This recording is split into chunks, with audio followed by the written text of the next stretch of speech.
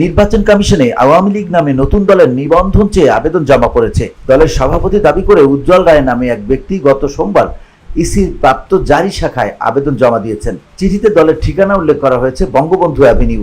দলের প্রতিষ্ঠার তারিখ উল্লেখ করা হয়েছে 24 মার্চ 2025।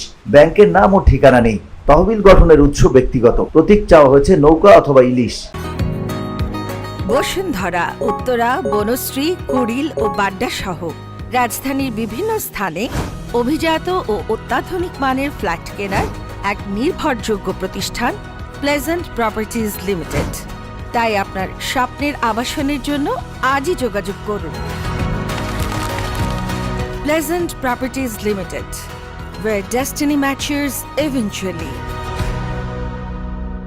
উজ্জ্বল রায় বলেন, ফুলবাড়ী পার্বতীপুর নিয়ে গঠিত দিনাজপুর 5 আসনে আমি ভোট করতে চাই। সাম্প্রদায়িক সম্মেলনের সভাপতি হিসেবে আগে শেখ হাসিনার সঙ্গে দেখা করতে চেয়েছি।